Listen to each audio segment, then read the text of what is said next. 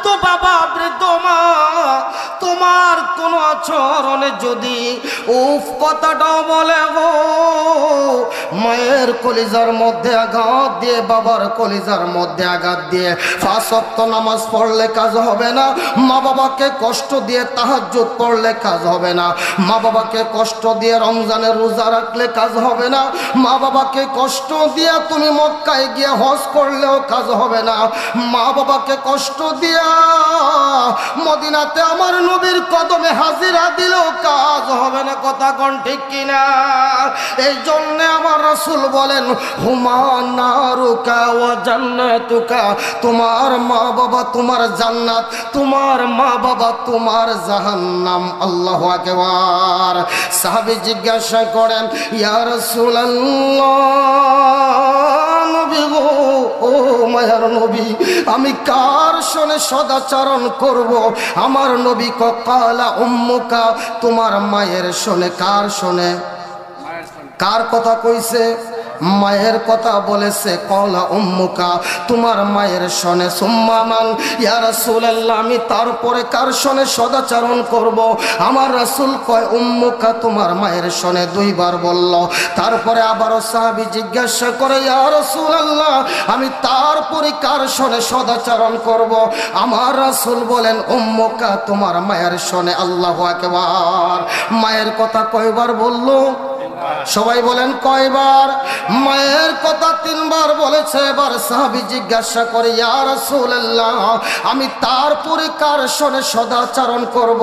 ক্বালা আবুকা, আমার রাসূল বলেন তোমার বাবার শোনে। আল্লাহু আকবার। নিয়তে প্রচারে শাকিলে সুন্নি মিডিয়া শঙ্কলা কুলাগাঁও পশ্চিম অঞ্চলের বাবারা একটু গভীর মনোযোগ দাও।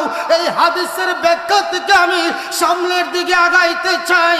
আমার রাসূল মায়ের কথা 3 বার বললেন, বাবার কথা 1 বার বললেন। এর মানে কি বাবার দাম কমে গেছে? কথা কোন? বাবার দাম কমছে নি? আমার রাসূল মায়ের কথা 3 বার বলেছে, বাবার কথা 1 বার বলেছে। কেন বলেছে রে? ও আমার বাজান, এই পৃথিবীতে মা দুঃখিনী মা এমন 3টা কষ্ট করে রে, যা পৃথিবীর কোনো বাবা জানে না। মা এমন 3টা কষ্ট করে, যেই কষ্টের খবর পৃথিবীর কোনো বাবা জানে না। বন্ধুরে, যখন সন্তান মায়ের গর্ভের মধ্যে আসে গো, আমার আল্লাহ মায়ের নাভির শোনে, সন্তানের নাভির একটা কানেকশন লাগাইয়া দেয়। মায়ের নাভির শোনে, আমাদের নাভির একটা কানেকশন আমার আল্লাহ, একটা তারের কানেকশন আমার আল্লাহ লাগাইয়া দিছে। ওই তারের কানেকশনের মাধ্যমে আমার মায়ের ঋতুস্রাব বন্ধ হয়ে গেছে। মায়ের রক্ত মাংস খাওয়াইয়া 10 মাস 10 দিন ওই মায়ের পেটে আল্লাহ আমাদেরকে লালন পালন করেছে। সুবহানাল্লাহ বলেন, জবান খুলে বলেন সুবহানাল্লাহ। বন্ধু, 1 মাস 2 মাস করে আস্তে আস্তে করে যখন দিনগুলা যাইতে লাগে, বন্ধুরে, আমরা আমাদের মায়ের গর্ভে প্রথম 3 মাস ছিলাম দাঁড়ানো অবস্থায়। কি অবস্থা? সবাই বলেন, কথা বলতে হবে আমার শোনে। প্রথম 3 মাস ছিলাম দাঁড়ানো অবস্থায়, এরপরের 3 মাস ছিলাম মায়ের পেটে রুকু অবস্থায়। নামাজ পড়তে সর্বপ্রথম দাঁড়াতে হয়, তাকবীরে তাহরিমা বলে দাঁড়াতে হয়, তারপরে হাঁটুতে ধরে রুকু করতে হয়, তারপরে জমিনের মধ্যে গুটি সুটি হয়ে সেজদা করতে হয়। আমার আল্লাহ ওই নামাজের ট্রেনিংটা আমাদেরকে মায়ের গর্ভের মধ্যেই করাইছে। সুবহানাল্লাহ। বন্ধু, আমরা মায়ের গর্ভের মধ্যে প্রথম 3 মাস ছিলাম আমরা দাঁড়ানো অবস্থায়, তারপরের 3 মাস ছিলাম আমরা রুকু অবস্থায়, এরপরের 3-4 মাস আমরা মায়ের পেটের মধ্যে সেজদায় অবস্থায় ছিলাম। শৃঙ্খলাবাসীরা, কুলাগাঁও বর্জমের মা বোনেরা, আমার যুবক ভাইয়েরা, মুরব্বী বাবারা, গভীর মনোযোগ দিয়ে শুনতে হবে। আমার আল্লাহ ইবাদতের জন্য, আমি প্রথমেই বলেছিলাম ইবাদতের জন্য, যে আল্লাহ মায়ের পেট থেকে রে আমাদেরকে নামাজের ট্রেনিং করাইলো, ওই আল্লাহর নামাজ না পড়ে, ওই আল্লাহকে সেজদা না দিয়ে তুমি কেমন করে আরামে ঘুমাও, কেমন করে তুমি নামাজ ফাঁকি দাও, আমার বুঝে আসে না। বন্ধুরে, মায়ের পেটে যখন আস্তে আস্তে করে সন্তানটা বড় হতে থাকে, সন্তানটা বড় হয় বড় হয় বড় হয়, মা আর আগের মতন রাস্তায় বের হতে পারে না, আত্মীয় স্বজনের বাড়িতে আসা যাওয়াটা বন্ধ হয়ে যায়, বাড়ির সীমানার বাইরে যায় না, মা ডান কাতে ঘুমাতে পারে না, সন্তানটা পেটের ভিতরে নড়াচড়া করে, বাম কাতে যখন আবার ঘুমায় সন্তান নড়াচড়া করে, মা আরাম করে চারটা ভাত খাইতে পারে না। দিন যত যায় মা ততই অসুস্থ হয়ে যায়, যাইতে যাইতে বাজানো এক পর্যায়ে যখন 9 মাস 10 মাস পার হয়ে যায়, আমার আল্লাহ রাব্বুল আলামিন সন্তান যখন দুনিয়াতে পাঠানোর সময় হয়ে যায়, মায়ের পেটের মধ্যে একটা রহমতের ফেরেশতা পাঠায়া দেয়। গভীর নিশিবেলা গো, মা দুঃখিনী, ওই ঘরের মানুষগুলা ঘুমায়া রইছে, ওই ঘরের মানুষগুলা ঘুমায়া রইছে।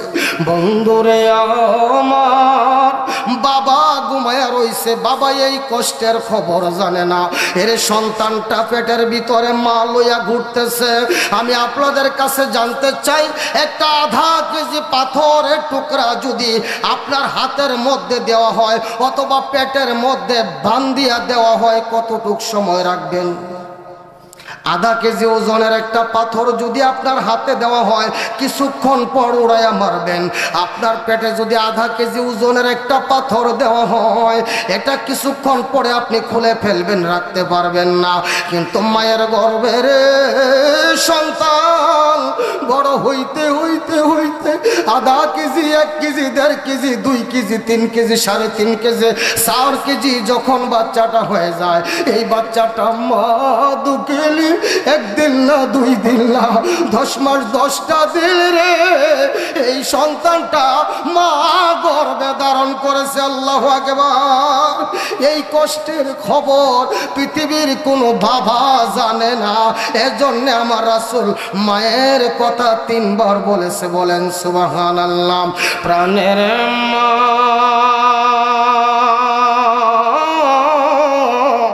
মা গো তুমি আমায় সাইরা যাইও না, প্রাণের মা, মা গো তুমি আমায় সাইরা, তুমি যদি যাও চলে কার ডাকবো মা বলে, কে আমারে দিবে সান্ত্বনা।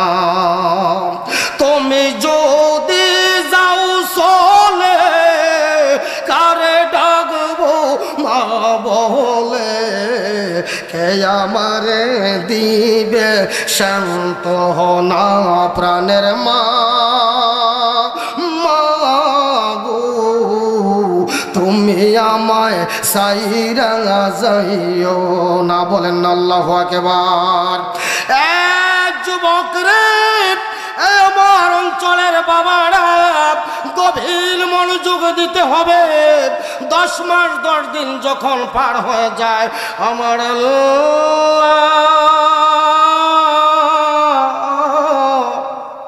এই সন্তান যখন দুনিয়াতে আসার সময় হয়ে যায়, আমার আল্লাহ মায়ের পেটের মধ্যে একজন রহমতের ফেরেশতা পাঠায়া দেয়। সুবহানাল্লাহ। ওই রহমতের ফেরেশতাটা আসিয়া ওই সন্তানের মাথার মধ্যে ধরে আর পায়ের মধ্যে ধরে একটা টান মারে। সন্তান থাকে সেজদায় অবস্থায়, সেজদা থেকে ফেরেশতা এসে আবার সোজা করে, সোজা করাইয়া সন্তানের মাথা থাকে উপরের দিকে, পা থাকে নিচের দিকে বাজানো। ফেরেশতা এসে সন্তানটাকে ঘুরাইয়া মাথাটা নিচের দিকে দিয়ে দেয়, পাটা যখন উপরের দিকে দেয় রে সন্তান একটা একটা করে আঘাত করতে থাকে মায়ের কলিজা, এমন ভাবে আঘাত করতে থাকে মা আঘাতে আঘাতে মায়ের হুঁশ হারা হয়ে যায়, মা জ্ঞান হারা হয়ে যায়। মায়ের চোখ দিয়া জর জর করে পানিগুলো ছাড়ে আর কান্দে। মা কত কান্দে রে, ইলাইয়া বিনাইয়া কান্দে। তারপরেও আমার আল্লাহকে ডাক দিয়ে কয়, আল্লাহ আমার জীবন চলে যাক, আমি শহীদ হয়ে যাব, মারা গেলে আমি যাব রে, তবু আমার গর্বের ফসল তুমি নষ্ট করে দিও না। আল্লাহু আকবার বলেন, বলেন না ইয়া রাসূলুল্লাহ। মায়ের জন্য একটা ফোঁটা চোখের পানি ছেড়ে দেন বন্ধু। সন্তানটা মায়ের বুকে লাথি লাগায়, কলিজাতে লাথি মারে, মারতে মারতে মারতে রে যখন দুনিয়াতে আসে এই সন্তান জন্ম দিতে গিয়া কত মা দুনিয়া থেকে বিদায় হয়ে যায়। আমার রাসূল বলেন, সন্তান জন্ম দিতে গিয়া যদি কোনো মা মারা যায়, আমার আল্লাহ তার শহীদের দরজা দান করে দেয়। আর আসতে বলেন সুবহানাল্লাহ। কোন সন্তান জন্ম দিতে গিয়ে যদি কোন মা মারা যায়, আমার আল্লাহ ওই মাকে শহীদের দরজা দান করে দেয়। বন্ধুরে আমার, মায়ের কলিজার মধ্যে লাথি মারতে মারতে মারতে এইভাবে যখন সন্তানটা দুনিয়ার মধ্যে আসে, মায়ের হুঁশ নাই, রক্ত মাখা অবস্থায় বেহুশ হয়ে পইরা রইছে। মহিলারা সন্তানটাকে পরিষ্কার কইরা একটা রুমাল দিয়া পেছাইয়া মায়ের কানের কাছে, মায়ের চেহারার কাছে, মায়ের বুকের উপরে যখন সন্তানটা দেখে রে, মা যখন জাদু চান্দে সুন্দর চেহারাটা দেখে গো, সন্তানের চেহারাটা দেখার সঙ্গে সঙ্গে মা 10 মাস 10 দিনের কষ্টের কথা ভুলে যায়। সন্তান ওই মাকে কেমন করে কষ্ট দাও। এজন্য আমার আল্লাহ বলেছেন, এমন কোন আচরণ কইরো না, এমন কোন ব্যবহার কইরো না। মা বাবা উফ কথাটাও বলে, যদি উফ কথাটা বলে তোমার জীবনের সব কিছু বরবাদ হয়ে যাবে, তোমার জন্য আল্লাহর জাহান্নাম অবধারিত। কথা কোন ঠিক কিনা? মায়ের কান্দন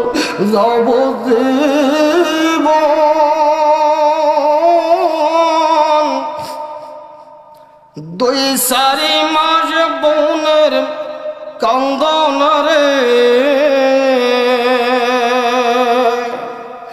আর ঘরের পরিবারের কান্দন কয়েক দিন পর থাকে না। দুঃখের দরদে আমার জনম দুঃখী মা। সবাই বলেন, মায়ের কান্দন যাব জীবন,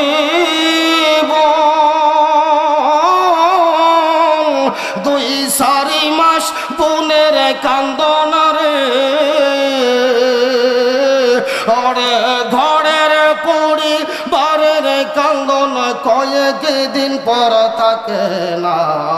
দুঃখের দরদে আমার জনম দুঃখী মা, গর্ভধারিণী মা, জনম দুঃখিনী মা।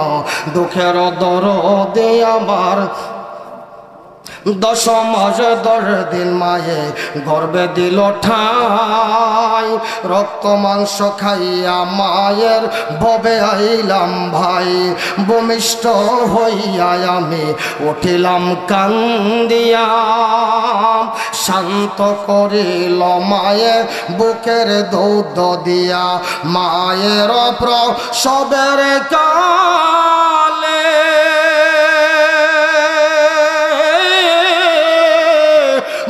বেসে যায় নয়ন জলে রে,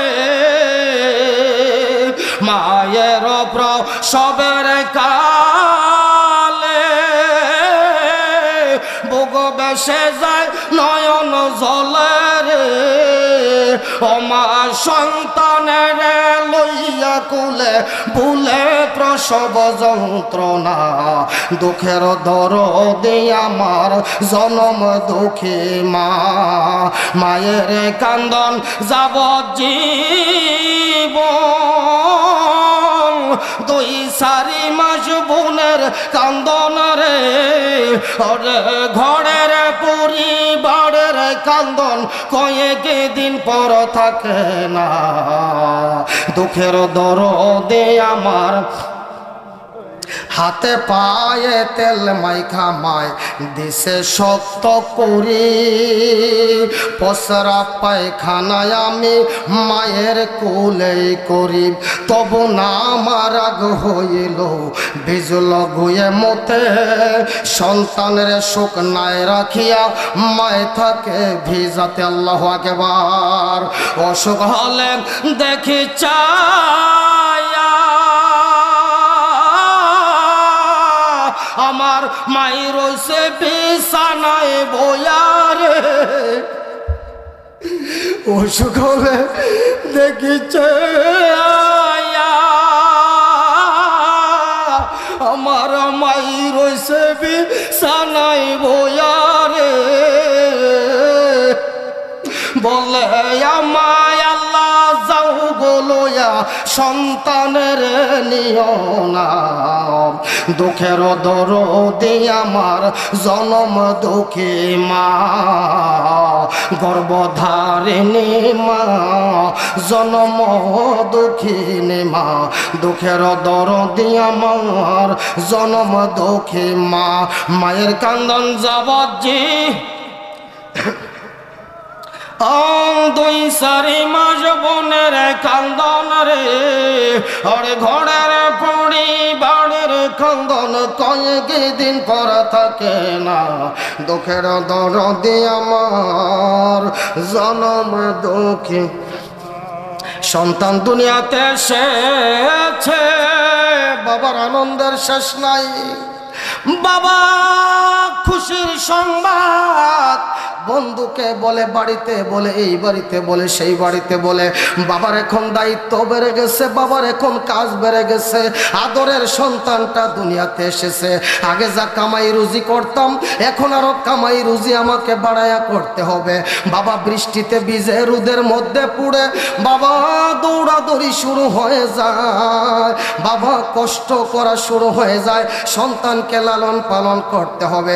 বন্ধুরে আমার বাবার আনন্দের শেষ নাই, ওই দিকে আমার মায়ের কষ্টের কোনো শেষ নাই, মায়ের এই গর্ভধারণের কষ্ট, এই প্রসব ব্যথার কষ্ট পৃথিবীর কোনো বাবা জানে না, জানে একমাত্র মা আমার আল্লাহ। আল্লাহু আকবার।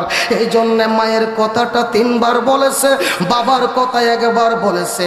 এই জন্য বন্ধুরে বাবার দাম কমে নাই, এবার মা বুকের দুধ পান করানো শুরু হয়ে গেছে। বন্ধুরে আমার 2 বছর পর্যন্ত আমরা মায়ের বুকের দুধ পান করি, আল্লাহর কোরআনে এসেছে 2 বছর পর্যন্ত আমরা মায়ের বুকের দুধ পান করি। আমার শৃঙ্খলা অঞ্চলের বাবারা, আমার যুবক ভাইয়েরা বলেন তো দেখি 2 বছরে কতটুকু দুধ পান করেছেন?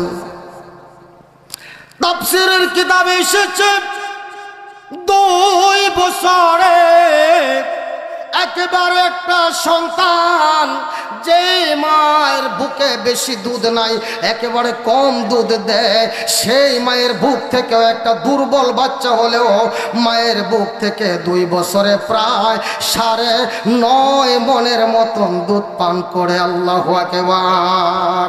এই দুধের মূল্য কি দিয়ে দিবা? এজন্য আমার আল্লাহ বলেন, মাকে কষ্ট দিও না, বাবাকে কষ্ট দিও না। সন্তান, ও সন্তান, মা বাবাকে কষ্ট দিও না। এখন তো দেখা যায় বন্ধুরে, এক বাবার যদি 3 ছেলে থাকে, কথাগুলা খারাপ লাগতেছে, কষ্ট পাইতেছেন বন্ধু, কষ্ট নিয়েন না, কথাগুলো মনোযোগ দিয়ে শুনতে হবে। ওই দিন গেলাম আমি আপনার ওই উসাইলের ওইদিকে ভিতরে একটা মাহফিলের মধ্যে গেলাম এইবারের সিজনে। একটা বাবা এসে আমাকে ধরে হাউ মাউ করে চিৎকার শুরু করে দিল, ডাক দিয়ে বলেন, হুজুর আমার 3টা ছেলে বিয়ে করাইলাম, বিয়ে করানোর পরে দেখা যায় তাদেরকে আলাদা করে দিলাম, আলাদা করে দিলাম, আলাদা করে দিলাম। আমি একটা সন্তান নিয়ে বসবাস করি, এই সন্তানটা আমার চিকিৎসা করে, আমি অসুস্থ, আমার পেছনে লক্ষ লক্ষ টাকা খরচ হয়ে গেছে, আমার জামা কাপড় দেয়, আমার চিকিৎসা করে, আমার খানাগুলা খাওয়ায়, আমার সেবা করে। আর 2টা সন্তান বউ নিয়ে তারা বসবাস করে, আমার জন্য 4টা পয়সা খরচ করে না, আমাকে দেখাশোনা করে না, আমাকে দূর করে না। আমার শুনে অত্যন্ত কষ্ট লাগলো বাজান। দুনিয়া রীতিনীতি বিধান অনুযায়ী আমরা দুনিয়াতে আসলাম, এক বাবার ঘরে 3 ছেলে, 4 ছেলে, 5 ছেলে, আলাদা তো হতেই হবে। বাবার সম্পদ তুমি ভোগ করতেছো, বিটা মাটি পাইছো, বাবা তোমাকে বিয়ে করা দিল রে। এ সন্তান, একটা ভাই, যেই ভাই বাবা মাকে লালন পালন করে, ওই সন্তানটা কেবল বাবা আমাকে আদর করে। অনেক সময় অসুস্থ 10,000, 20,000, 50,000 টাকা লাগে, একটা ছেলে চিকিৎসা করায়, আর বাকি 2টা ছেলে তেমন খবর নেয় না। এমন আমাদের এলাকা নাই, মনে হয় তেমন একটা নাই, বিভিন্ন জায়গাতে আছে। কথা কন, আসেনে আসেনে আছে বন্ধুরে, এমনটা করা যাবে না। আবার অনেক জায়গায় দেখা যায় ফুতের বউয়ের কারণে শ্বশুর শাশুড়ির আরাম নাই, ব্যারাম আছে কি আছে না? তাইলে এরকম করা যাবে না। মা বাবার সেবা করতে হবে, মা বাবাকে ভালোবাসতে হবে। আমার রাসূল বলেন, মা বাবার চেহারার দিকে একবার যদি রে মুহাব্বতের সাথে কেউ, কোন সন্তান যদি মা বাবার চেহারার দিকে ভালোবাসার সাথে, শ্রদ্ধার সাথে, আদরের সাথে মায়ের বাবার চেহারার দিকে তাকায়, আমার আল্লাহ ওই সন্তানের আমল নামার মধ্যে একটা কবুল হজের সওয়াব দান করে দেয়। আর জবান খুলে বলেন না সুবহানাল্লাহ। মুহাব্বতে দরুদ পড়ুন, আল্লাহুম্মা সাল্লি সাইয়্যিদিনা মাওলানা মুহাম্মাদ ওয়া আলা আলি সাইয়্যিদিনা।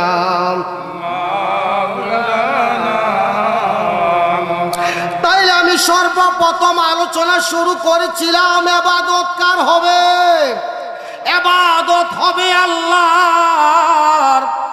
এই ইবাদত গ্রহণযোগ্য হবে না যদি রাসূলের তরিকা মতে না হয়, রাসূলের ইত্তেবা, অনুসরণ, ভালোবাসা যদি না থাকে, ওই ইবাদত আমার আল্লাহর দরবারে গ্রান্ডেড হবে না, কবুল হবে না। বন্ধুরে, মা বাবার সেবা 1 নম্বরে ইবাদত, আল্লাহর মুহাব্বত, আমার রাসূলের কার মুহাব্বত? সময় আপনারা একটু নীরব নীরব হয়ে বসে আছেন, কে কে খুশি একটু আমাকে একটু হাত তুলে দেখান দেখি। আল্লাহু আকবার, ইয়া রাসূলুল্লাহ, জিন্দাবাদ জিন্দাবাদ জিন্দাবাদ। আল্লাহ রাব্বুল আলামিন আমাদেরকে এই দুনিয়াতে প্রেরণ করেছেন, সৃষ্টি করেছেন আশরাফুল মাখলুকাত, মানুষ হিসাবে 18,000 মাখলুকাতের মধ্যে আমরাই সবচাইতে দামি এবং মর্যাদাবান, খুশি না বেজার? আমরা সব চাইতে সুন্দর, আকাশের চাঁদের চাইতে আমরা সুন্দর, নক্ষত্র তারকারাজির চেয়ে আমরা সুন্দর, সমস্ত গাছ বৃক্ষ তরুলতা মাখলুকাতের চেয়ে আমরা সব চাইতে সুন্দর। আমার আল্লাহ বলেন লাকাদ খালাকনাল ইনসানা ফি আহসানি তাকওয়িম। আমার আল্লাহ বলেন আমি মানুষকে, মানব জাতিকে সবচেয়ে সুন্দর করে সৃষ্টি করেছি। এবার বলেন তো আপনার আমরা খুশি না বেজার? আমরা সবার চাইতে সুন্দর, কথা কোন ঠিক কিনা? না আমাদের চাইতে চন্দ্র সুন্দর, সূর্য কি আমাদের চাইতে সুন্দর? না না, কসমিন কালেও না, সবার চাইতে আমরা সুন্দর। আল্লাহ রাব্বুল আলামিন এত সুন্দর করে আমাদেরকে সৃষ্টি করলেন কেন?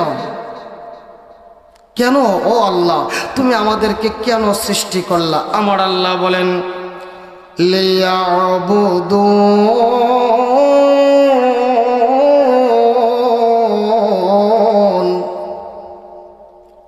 ওমা খালাকতুল জিন্না ওয়াল ইনসা ইল্লা লিয়াবুদুন।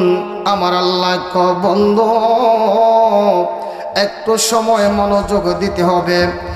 আমি তো আপনাদের এলাকার সন্তান, বন্ধু গো আমার বাবার, আমার ভাইরা, অপর্দানিসীন আমার মা বোনেরা গো, জানি না হয়তো কেহ ঘুমিয়ে গেছো।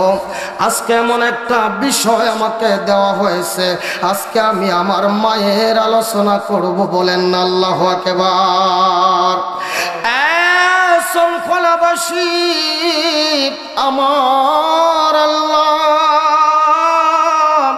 আমার আল্লাহ বলেন বান্দা এই চোখ দিলাম, কান দিলাম, মুখ দিলাম, নাক দিলাম, জবান দিলাম, জিহ্বা দিলাম, দাঁত দিলাম, মাথাটা সুন্দর করে বানাইয়া কত সুন্দর করে তোমাকে বানাইলাম একমাত্র আমি আল্লাহর ইবাদত করার জন্যে। এবার জবান খুলে বলেন তো দেখি আমরা ইবাদত করব কার? নামাজ পড়ি কার জন্যে?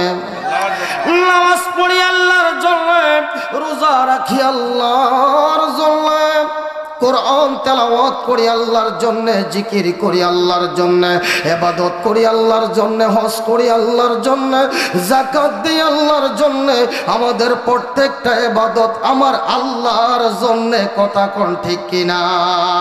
আমার আল্লাহর সঙ্গে শরীক করা যাবে না, ইবাদতের মধ্যে শরীক করা যাবে না।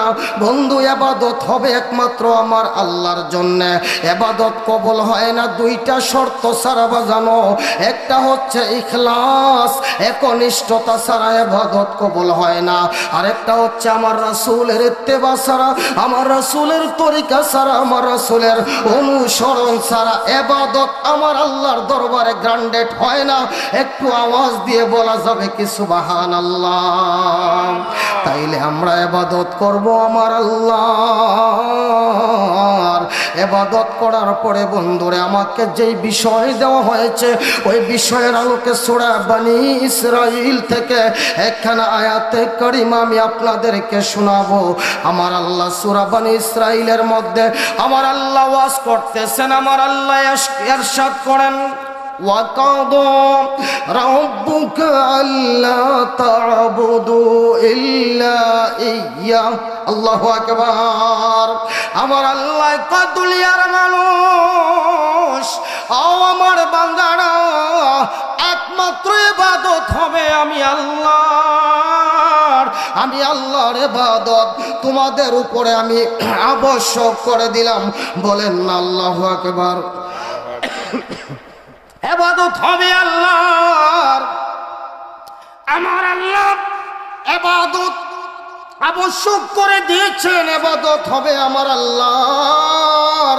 এই আয়াতের মধ্যে আমার আল্লাহর ইবাদতের পরে আমার আল্লাহ আরেকটা ঘোষণা করেছেন, ওয়াবিল ওয়ালিদাইনি ইহসানা।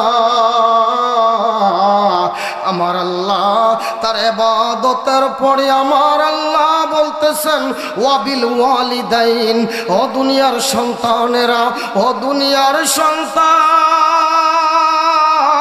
মা বাবার আদরের সন্তান, মা বাবার শুনে এহসান করো, মা বাবার সঙ্গে সদাচরণ করো, মা বাবার সঙ্গে ভালো আচরণ করো। এই আদেশটা কার? মা বাবার আদেশ পালন করার জন্য হুকুম কে করছে? মা বাবার সেবা করার জন্য। ইম্মা ইয়াবলুগান্না ইনদাকাল কিবারা আহাদুহুমা আও কিলাহুমা ফালা তাকুল লাহুমা উফ। আমার আল্লাহ কয়, সন্তান রে সন্তান, যখন তোমার মা বাবা বৃদ্ধ হয়ে যাবে রে, ইয়াবলুগান্না ইনদাকাল কিবার, তোমার মা বাবা দুইজন অথবা তাদের একজন যে কেহ যদি তারা যদি বৃদ্ধ হয়ে যায়, তাদের সঙ্গে সদাচরণ করবা, ভালো আচরণ করবা, তাদেরকে ভালোবাসবা, আদর করবা। এমন কোনো আচরণ কইরো না, এমন কোনো ব্যবহার কইরো না যেই ব্যবহারের কারণে, তোমার এমন কোনো আচরণের কারণে তোমার মা তোমার বাবা যেন ফালা তাকুল লাহুমা উফ, তোমার মা বাবা যেন উফ কথাটা বলেন। আল্লাহু আকবার।